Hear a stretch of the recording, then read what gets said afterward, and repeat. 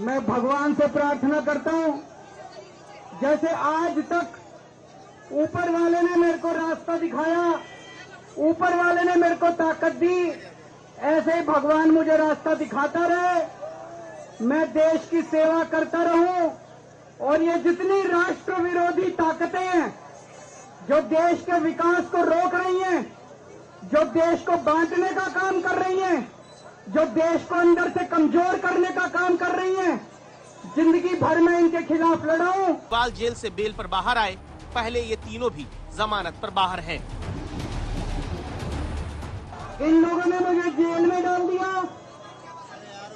इन लोगों को लगा कि केजरीवाल को जेल में डाल देंगे तो केजरीवाल के हौसले टूट जाएंगे।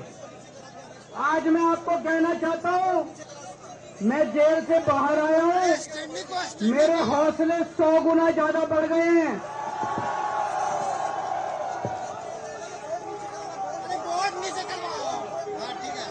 मेरी ताकत 100 गुना ज्यादा बढ़ गई है।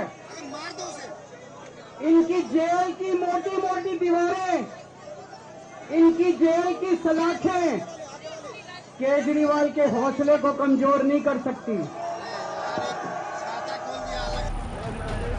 मई में अरविंद केजरीवाल लोकसभा चुनाव से ठीक पहले सिर्फ चुनाव प्रचार के लिए 21 दिन की बेल पर बाहर आए थे।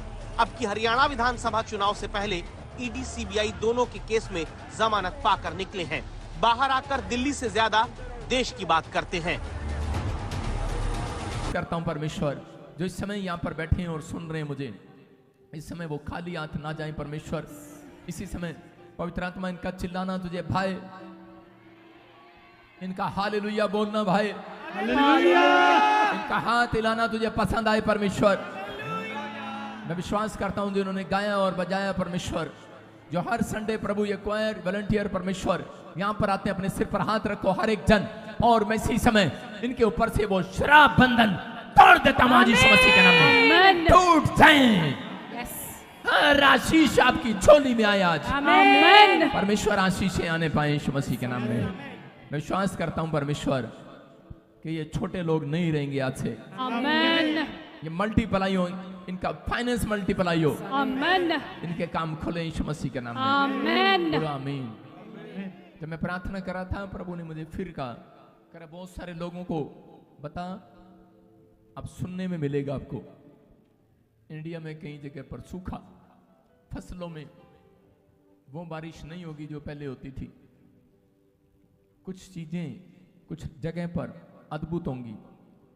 बहुत सारे लोगों को मैं से देख रहा हूं, बहुत सारे लोग सुन रहे हैं इस समय। मैंने कहा था बहुत सारी चीजों के लिए अबलबा शबलबा बलबा शबलबा, लेकिन पवित्र आत्मा ने कहा मैं अपने लोगों का फेवर करूंगा।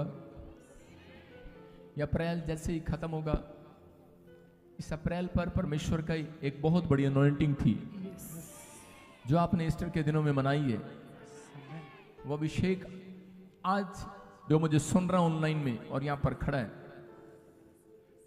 चाहे वो कहीं से भी आया है, उसके घराने के बाहर एक भी पत्थर हिलाया नहीं जाएगा। यस आमीन।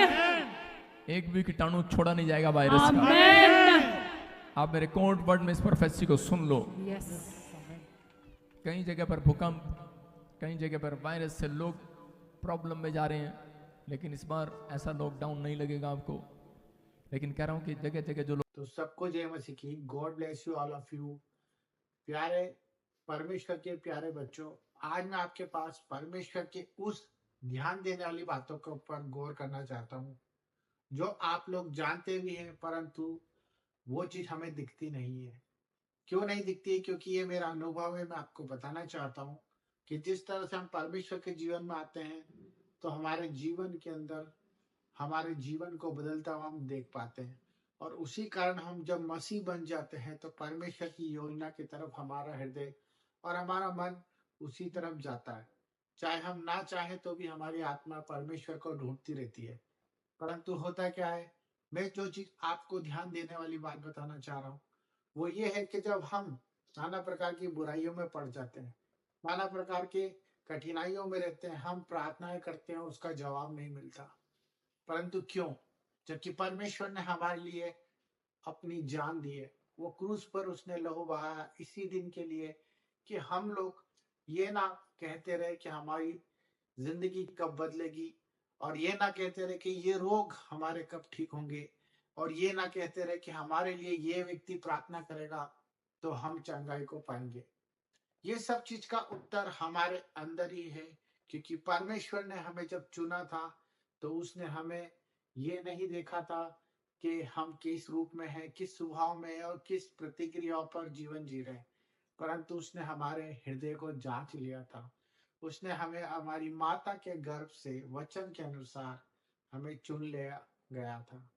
परंतु आज हम इस संसार में भटके हुए हैं, हम लोग परेशान हैं, हम लोग अपनी आत्मा को शांत नहीं कर पा रहे हैं। पर उसका कारण क्या है? हम क्यों अवेयर नहीं हो पा रहे? क्यों हम अपनी प्रार्थनाओं को पूरी तरह से होते हुए नहीं देख पा रहे? इन सब के ऊपर मैं आपको वो चीज बताना चाहता हूँ जिस पर आप ध्यान देंगे और परमेश्वर के जीवन में अपनी सफलताओं को, अपने छुटकारे को और अपने उद्धार को पा लेंगे। तो मेरे भाई बहनों, आप सबसे मेरा निवेदन है कि इस वीडियो को पूरा देखिए, लाइक करें, सब्सक्राइब करें। मैं आपको वो वचन के द्वारा बताने जा रहा हूँ जिसके द्वारा आप पहले से छुड़ाए गए हैं।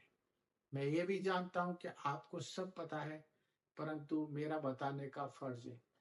तो जो आज चारों तरफ विषय चल रहा है, धर्मांतर जो चल रहा है, सर्विसेज के बारे में, जो पास्टर ही पास्टर के ऊपर उंगली उठाया जा रहा है, जो आज चल रहा है, आप देख पा रहे हैं कि हम लोग जब मसीहत में आ गए हैं तो हम खुल के क्यों नहीं जी पा रहे, हम खुल के क्यों नहीं बोल पाते, हम अपनी बात, अपना प्रचार, जो हमारी आत्मा हमें बोलने को रोज रोज कोसती है, और हम अपने घर में ही परमेश्वर का प्रचार नहीं कर पाते। मैं देखता हूँ कि बहुत से घरों में परमेश्वर की बात को रखने के लिए भी इंसान मौके को देखता है, परंतु ऐसा क्यों? क्योंकि ये सब चीजें इसलिए हो रही है क्योंकि हम वचन को पढ़ नहीं रहे हैं, हम वचन पर अमल नहीं कर पा रहे हैं। हम प्रार्थना तो करते हैं परंतु वचन में नहीं बढ़ पा रहे हैं, क्योंकि परमेश्वर का वचन यही कहता है कि जो वचन पे चलेगा वही उद्धार पाएगा। जिस तरह यीशु मसीह ने जब उसकी परख हुई तो उसने सिर्फ यही कमांड की कि लिखा है कि जब उसकी रोटी की परीक्षा हुई, उसे राजवैभव दिखाने की बात हुई और उस पर ये बातें कही गई कि तू दंडवत कर और तुझे सब कुछ मिल जाएगा। उसी प्रकार आज हमारी संसार में परख हो रही है, वो हमें बीमारियों में मिल रही है, वो हमें लाचारियों में मिल रही है, वो हमारे पर आरोप लगाया जा रहा है, आपस में हम लोग लड़ रहे हैं। ये सब एक ही चीज का उदाहरण है कि हम अपना उद्धार क्यों नहीं पा रहे, क्योंकि हम वचन पर कमांड नहीं कर पा रहे। हमें वचन को सुनना भी है और वचन को बोलना भी है। हमें सुनने वाले कान तैयार करना है और देखने वाली आंखें। हमारे बोलने वाला जीव जो हमारे वचन के ऊपर और हमारे परमेश्वर की हर एक बात को सुनता है और परमेश्वर की हर बात को कहने वाला हो।